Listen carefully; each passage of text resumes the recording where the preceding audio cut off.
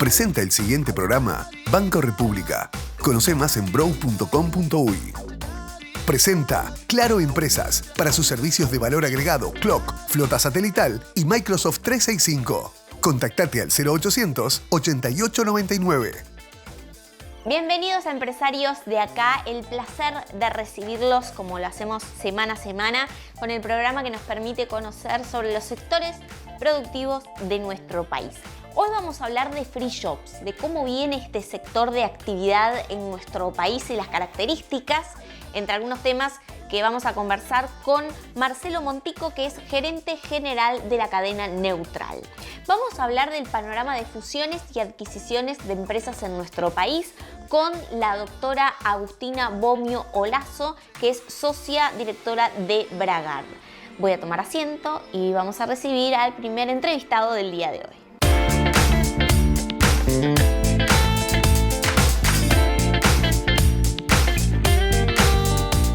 Bien, como lo anunciábamos, recibimos a Marcelo Montico, que es gerente general de la cadena Neutral. Bueno, muchas gracias por estar aquí en Empresarios de Acá. Muy amable por la invitación, Tatiana. Muy contento de formar parte con tu programa y con tu audiencia. Bueno, muchas gracias por estar aquí. Bueno, Marcelo, además es directivo de la Cámara de Empresarios de Free Shops y Afines del Uruguay. Ya vamos a hablar un poco a propósito del sector, pero para hacer una puesta a punto de la presencia de la cadena Neutral aquí en nuestro país.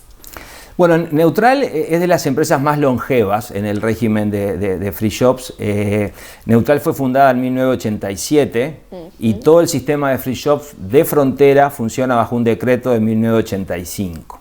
Entonces tenemos jóvenes 35 años de trabajar en la industria, pero me gustaría hacerte una apreciación sobre los free shops y muy brevemente.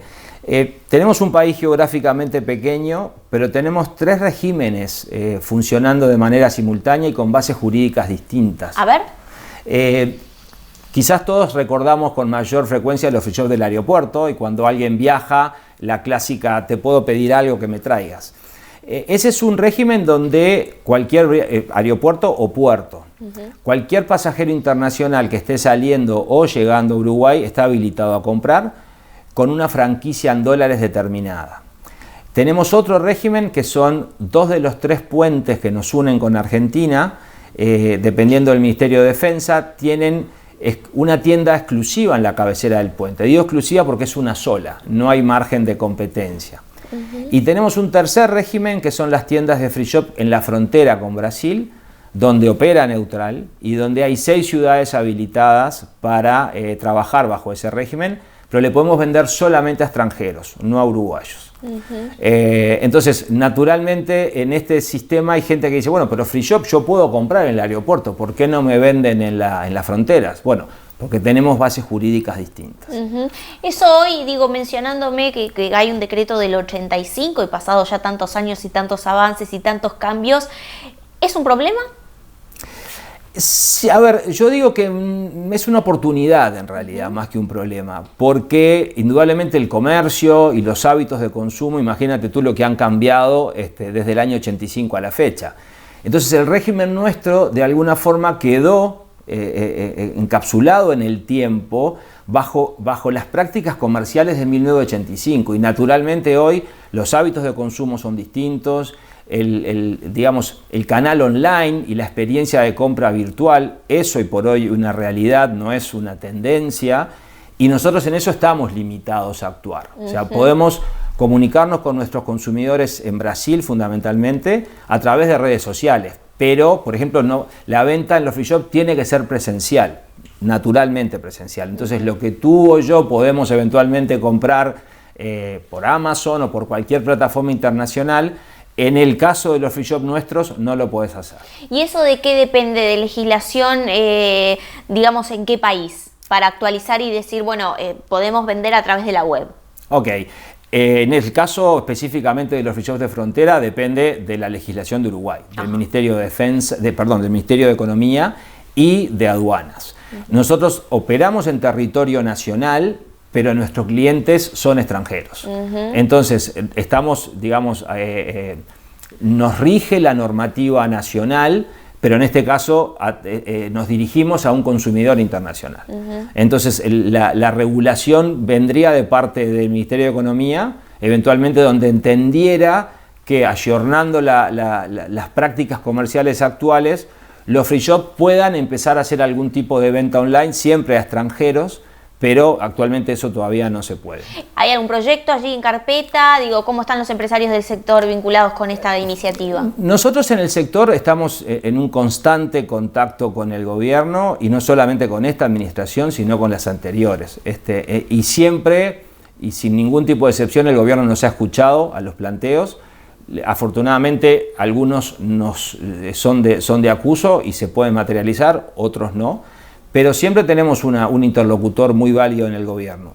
Es una situación que la hemos planteado, que está en estudio, pero que de alguna manera el gobierno tiene que regular y tiene que de alguna manera medir si eso genera un impacto en el comercio local. O sea, los free shops están pensados para que retener divisas y quien compre sea un extranjero. Y bajo esa misma tónica es que lo tenemos que seguir manejando. ¿Hay algún ejemplo similar en algún otro país, de este régimen que tienen los free shops en nuestro país y que puedan vender a través de la web?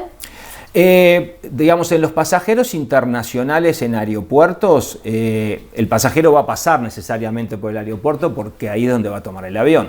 Entonces, lo que básicamente se estila hay una precompra que el consumidor hace en la página web del retailer, de este caso de la tienda, y le indica su número de vuelo y el día, y ahí los están esperando ya con la bolsita con lo que la persona compró. O sea, existen mecanismos de control.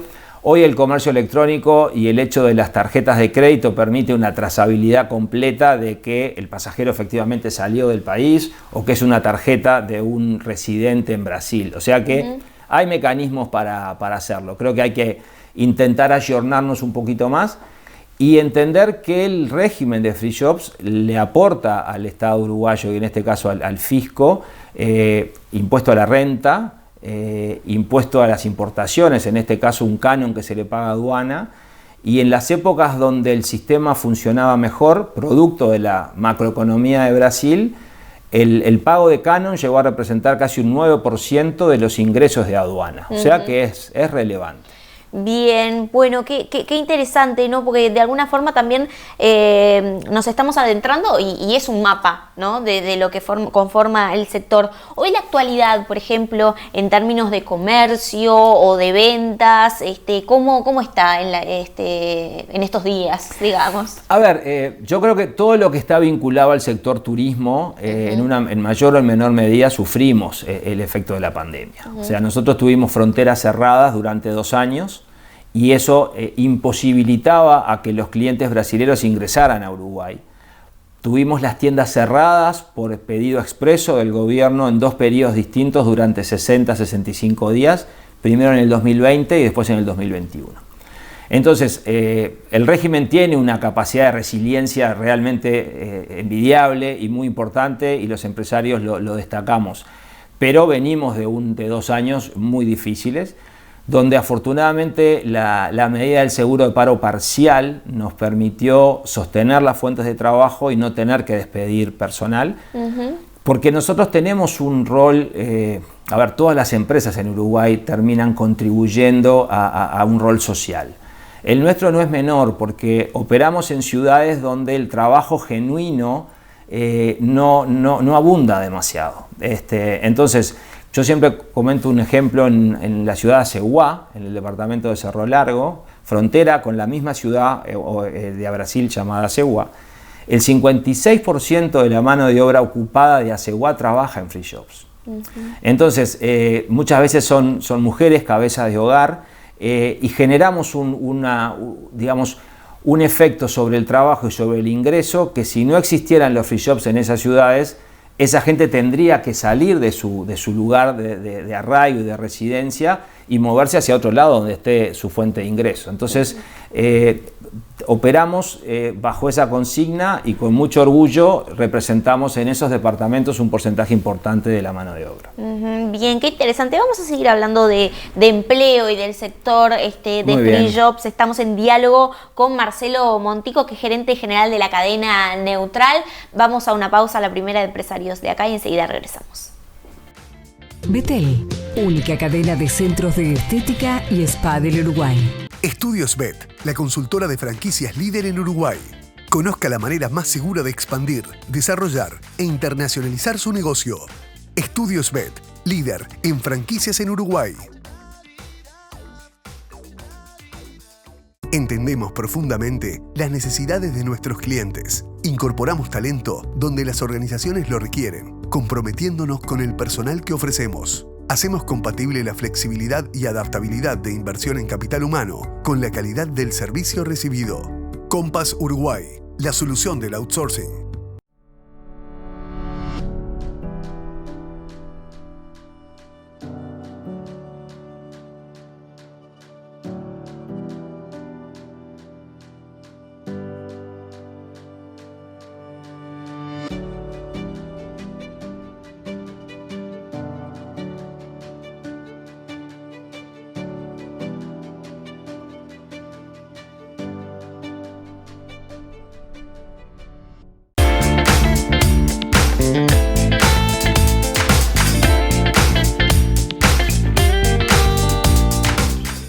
Presenta este espacio Compass Uruguay, soluciones para outsourcing de personal. Segundo bloque de Empresarios de Acá. Estamos en diálogo con Marcelo Montico, gerente general de la cadena Neutral, y estábamos hablando de lo que hace, ¿no?, al sector de Free Jobs en nuestro país. Nos adentramos también en hablar en el empleo. ¿Cuántos puestos genera en la actualidad?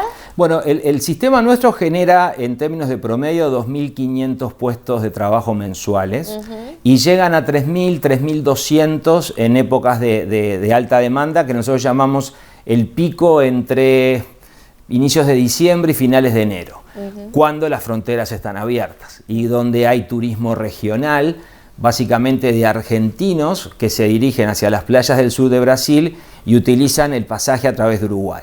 Eso repercute muy positivamente en las arcas de los Free Jobs, pero tiene una estacionalidad muy marcada que se da entre diciembre y enero. Lamentablemente no lo tuvimos en el verano anterior, pero por situaciones propias de la pandemia. Dentro de lo que es el mapa de los Free Jobs en Uruguay, que por ejemplo Neutral está presente, ¿es digamos nivelada el nivel de actividad o hay algún departamento que tiene mayor actividad por X motivo? Bueno, interesante la pregunta. A ver, el régimen opera en 6 ciudades y son las 6 ciudades habilitadas por el Ministerio de Economía. Ellas son Chuy, Río Branco, Aceguá, Rivera, Artigas y Bella Unión, en ese orden hacia el norte. Entonces, hay estacionalidad, por ejemplo, en el caso de Chuy, de las ciudades que te menciono, es la que tiene un destino claramente vinculado a playa y a verano.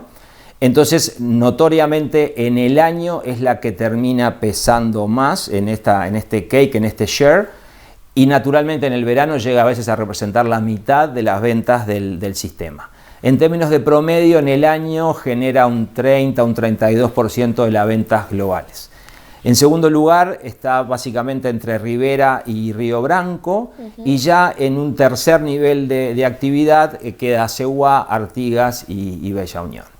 Particularmente Bella Unión es interesante el caso porque es una ciudad que tiene frontera, digamos, pluvial con Argentina, y terrestre con Brasil. Entonces, en momentos donde la economía argentina muestra ciertos rasgos de salud y de consumo, recibe tantos clientes de Argentina como de Brasil. Las otras, particularmente, es 95-97% clientes brasileños. Ahí está. Y en ese sentido, Marcelo, digo, ¿hay lugar para nuevos competidores? Digo, ¿cómo se observa ese modelo, ¿no?, en los Free Jobs para las empresas, ¿no? Porque digo, tienen un régimen establecido allí. Yo, por ejemplo, quiero poner un Free Job. Digo, no sé si puedo, no sé si es tan fácil. Seguramente capacidad tengas, pero vamos a lo regulatorio. A ver, haciendo un poco de génesis del sistema. El sistema, cuando fue creado en 1985, fue creado por los estadistas de aquel momento con la filosofía o con el objetivo de buscar que esa disparidad de precios que se daba de que los uruguayos iban a comprar productos de la canasta básica a Brasil se pudiera contrarrestar con un ingreso genuino que quedara en Uruguay. Porque teníamos una disparidad de precios histórica con Brasil, donde la gente iba a los supermercados de Brasil y compraba lo que era la canasta básica. Para contrarrestar eso, lo que se crea es un sistema de franquicias sin impuestos para extranjeros. Entonces, en ese orden de ideas, el gobierno en aquel momento, y todavía se mantiene, limitó la cantidad de licencias establecidas para free shops a solamente aquellas empresas que en 1985 tenían ya años de existencia como personas jurídicas. Y quedó limitado a eso. Entonces, las adquisiciones que se dan en la industria son producto de que si un nuevo jugador quiere entrar, tiene que comprar una licencia de una empresa que ya está en funcionamiento. Y eso hace que, contestando tu pregunta, yo creo que sí hay lugar para que nuevos jugadores entren en el mercado, porque la competencia directa siempre saca lo mejor de ti y de alguna forma te estimula y te obliga a innovar, a crecer, a mejorar la experiencia de compra, que es básicamente lo que los clientes vienen a buscar. Entonces, el ingreso de nuevos jugadores se tiene que dar a través de la adquisición de licencias actuales, pero yo digo que bienvenido sea que empresas puedan ingresar a ofrecer una experiencia de compra superior, porque en la medida que eso lo podamos hacer como industria, vamos a atraer a más consumidores brasileños a comprar. Bien, bueno, qué interesante. Bueno, vamos a estar atentos al desempeño, ¿no?, de este sector de actividad. Bueno, muchas gracias por estos minutos en Empresarios de Acá. Marcelo Montico, gerente general de la cadena Neutral, también es directivo de la Cámara de Empresarios de Free Shops y Afines del Uruguay. Muchas gracias por estos minutos y lo esperamos. A ti, Tatiana, por la oportunidad, muchas gracias, muy agradecido, y bueno, y a tu audiencia, gracias también por la atención.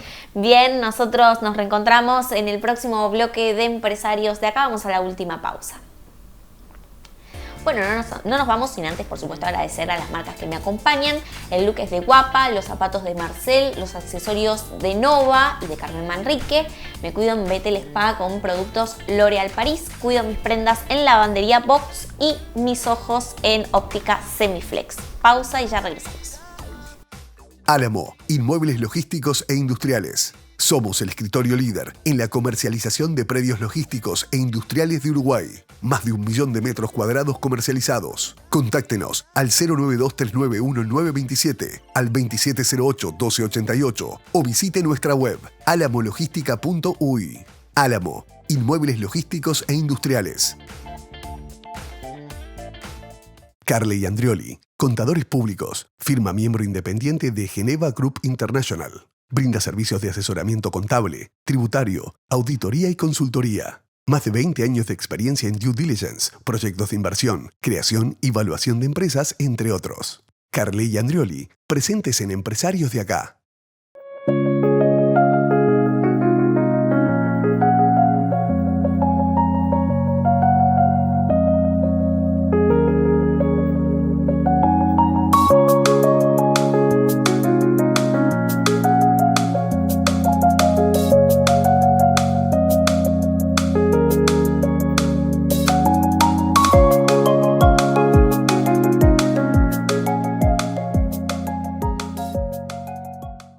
Urbancat.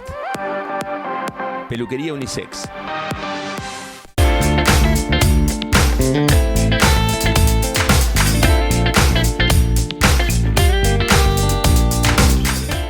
¿Sabes que ya no te vas a pasar más de parada? Ahora, las nuevas unidades eléctricas de CUTSA cuentan con un sistema sonoro que anuncia las próximas paradas. CUTSA, siempre iremos contigo.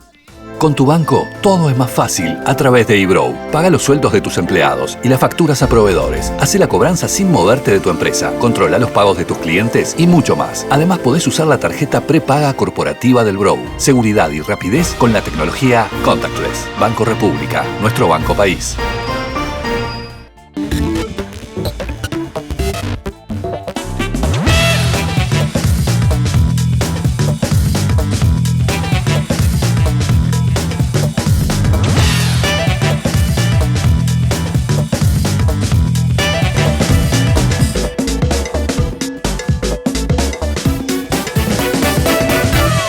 Empresarios de Acá se realiza en Hotel Hyatt Centric Montevideo. Carly y Andrioli, presentes en Empresarios de Acá.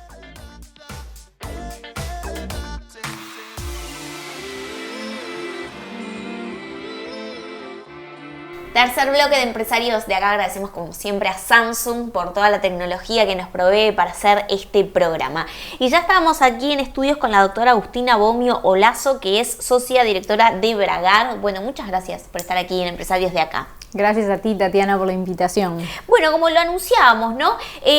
Hablar de lo que son la inversión en empresas locales, de fusiones, de adquisiciones, bueno, son varios temas los que estoy mencionando, pero para poner un poco de orden en ese sentido. ¿Cómo está el panorama de la inversión para la compra de empresas locales? En realidad, nosotros vemos que hay un gran apetito por invertir en empresas uruguayas, más que nada empresarios que buscan la estabilidad y la seguridad jurídica que encuentran en Uruguay hoy. Eso viene contextualizado por varias cosas. El buen manejo de la pandemia que hizo el gobierno ayuda, y también la situación coyuntural que hemos tenido en la región hace que Uruguay sea visto como una salvaguarda para determinadas inversiones. Desde Bragar siempre intentamos, favorecer la búsqueda de esas inversiones y favorecer la búsqueda de esos negocios, para lo cual estamos constantemente viajando, participando de conferencias, participando de eventos. Yo personalmente estoy muy metida en una que se llama International Fiscal Association, en donde desde el 2018 estoy como representante de Uruguay GIN. Eso te permite contactarte y hacer networking con muchos colegas que luego son quienes te mandan trabajo. Y a su vez, como Uruguay es un país pequeño y hay que insertarse en el mundo, nosotros conformamos parte de una red de estudios que tiene 17 países que están en Iberoamérica, y esa red, que se llama Red Legal Iberoamericana, yo integro el comité ejecutivo de esa red, nos permite acceder a clientes que buscan cotizaciones regionales o deal regionales. Entonces son clientes que no vienen a buscar a Uruguay en particular, pero vienen a buscar la región Latinoamérica. Ajá. Entonces ahí se le hacen propuestas de servicios o de deals que son para Latinoamérica. Entonces ahí logramos ingresar a una cantidad de negocios que de otra forma se nos haría más difícil. Ahí Uruguay presente. Escala. Bien. Bueno, y en ese sentido, ¿no, Agustina? Mencionabas el apetito por las empresas locales. ¿El apetito lo tienen inversores extranjeros solamente o qué pasa en el mercado también entre inversores uruguayos? No, el apetito es también obviamente con inversores uruguayos. Creo que hoy hay una coyuntura que favorece que venga el inversor extranjero. Creo que eso es lo que estamos viendo por estos días, pero también hay muchas operaciones de M&A que se dan entre inversores locales, dentro de industrias tradicionales, y hay también gran apetito por esa inversión. Agustina, lógicamente en los últimos tiempos y los hemos subrayado en muchísimos programas, es el interés, bueno, obviamente desde los argentinos, por Uruguay. ¿Qué pasa con los chilenos y los peruanos, ¿no? El efecto Boric y Castillo en estos días. Bueno, pasa un poco lo que pasó con Argentina en los últimos años, pero ahora con países que son vecinos, que no son tan cercanos, pero que sí tienen una idiosincrasia muy similar a la nuestra y que por eso miran a Uruguay con gran atractivo. En concreto estamos teniendo muchísimas interrogantes de colegas en relación a Chile y a Perú, porque son patrimonios o son sociedades que están buscando hacer inversiones fuera de sus países justamente para fortalecer la seguridad y la estabilidad que no creen estar encontrando en sus respectivos países en el día de hoy. Hay una afluencia de negocios de esos países, sí. Ahora, ¿qué entiendes que observan, no? Porque digo, un negocio, una adquisición, poner el pie en otro país, es algo a mediano y largo plazo, digo, uno uno entiende que no es una golondrina. Entonces, en ese sentido, ¿qué observas que ellos están mirando, no? O cómo analizan, ¿no? Estos negocios en nuestro país como para, bueno, perdurar, ¿no? Porque, digo, es una decisión interesante, ¿no? Por lo menos de observar. Sí, a ver, cuando uno trabaja en toda esta parte de M&A, aprende a desarrollar como una suerte de sexto sentido a los efectos de entender realmente qué es lo que buscan cuando quieren conseguir un deal en el país. También es lo mismo que uno tiene que analizar para entender por qué el que quiere vender, porque no es solo para hacerme el precio, hay muchísimas más cosas que juegan en una decisión de ese estilo. Entonces uno va aprendiendo a analizar qué es lo que quiere el que compra y el que vende, y todos los deals son distintos, porque todas las personas buscan cosas distintas. Entonces, meternos en el análisis del rubro, de por qué este señor tiene interés en esta empresa, nos hace analizar toda una industria al detalle. Y nosotros, por ejemplo, hoy en día estamos trabajando en deals de 4 o 5 industrias distintas que no tienen nada que ver. Estamos trabajando en la venta de un laboratorio y a su vez de un medio de comunicación, proyectos de energía, y todo eso se combina en un equipo de trabajo que lo que tiene que hacer justamente para poder ser eficaz en el mundo del M&A es entender la industria, entender al cliente y de esa forma poderle dar soluciones que sean innovadoras y que permitan también acercar las posiciones de comprador y vendedor para que el deal realmente se termine llevando a cabo. O sea, muchas veces nosotros tenemos que entender qué es lo que sucede para articular posiciones, para proponer soluciones y en definitiva ser pro negocio a la hora de asesorar a nuestros clientes y acompañarlos a lograr los objetivos que se plantean. Allí, Agustina, bueno, en términos de, por ejemplo, lo que pudo haber sido el 2021, como para poner una fecha y ver también un poco cómo viene el 2022 en términos de fusiones y adquisiciones de empresas aquí en Uruguay, ¿qué se puede decir? Bueno, a ver, el deal estrella del 2021 fue el IPO de dLocal, que en realidad no fue una transacción local porque se dio en la bolsa de Nueva York, pero como la empresa era una empresa uruguaya, creo que tenemos que otorgarle el galardón. En cuanto a los deals relevantes, a ver, para que te hagas una idea, un deal grande para Uruguay es un deal de $10 millones o más de $10 millones. El deal más grande que hubo en el 2021 fue la adquisición por parte de la empresa española DISA de la red de estaciones de servicio de Petrobras, que fue un deal de $67 millones, que nosotros tuvimos la suerte de asesorar en ese deal a DISA, que fue la empresa que adquirió las estaciones. Entonces, Uruguay, deals grandes son deals de más de $10 millones, que quizás para el mundo no entrarían en esa categoría, pero para Uruguay sí. Y en términos de este año o de las perspectivas, ¿no? de lo que se viene, ¿no? en este mercado, ¿no? Esta industria de fusiones y adquisiciones de empresas, ¿qué tú estás viendo? Lo que yo estoy viendo es que se debería venir lo que estamos viendo en la región, que es mucho M&A en las empresas de fintech, que las empresas de fintech tienen como su paradigma poner al individuo en el centro de las transacciones financieras. Lo que está sucediendo en la región, y a la vanguardia viene Brasil, es que las instituciones de intermediación financiera van adquiriendo distintas fintech para incorporarlas a su rubro de negocios y para darle al consumidor final un servicio que sea más atractivo para el objetivo final, que es tener un cliente contento. Y ahí van a venir muchos desafíos. Yo realmente estoy esperando que llegue eso. Va a haber un desafío muy importante en cuanto a defensa de la competencia, porque al ser instituciones financieras las que probablemente estén adquiriendo, esas van a ser transacciones que seguramente tengan que pasar por la aprobación de defensa de la competencia.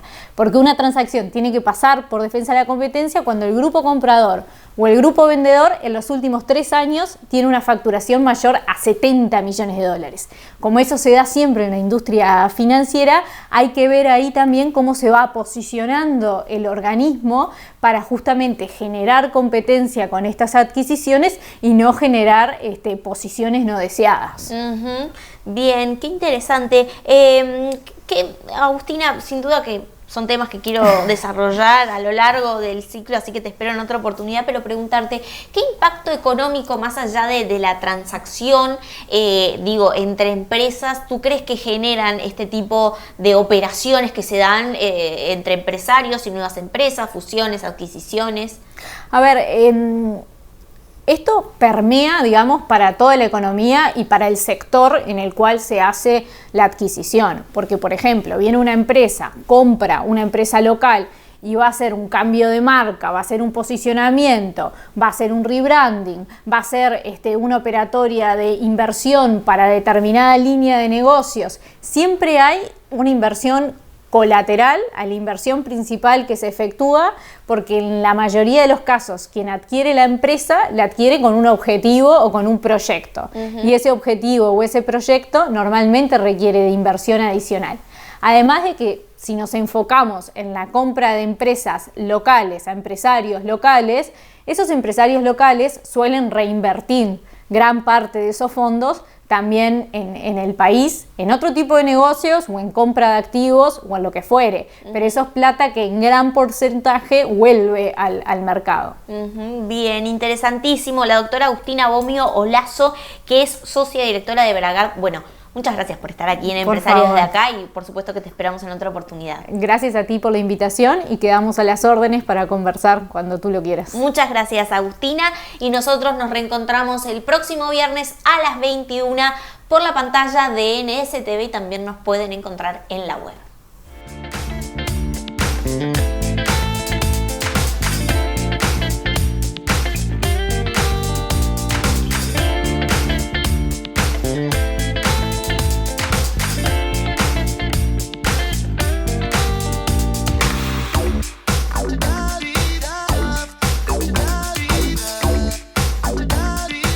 En Claro, tenés 60% de descuento en todos los planes por un año.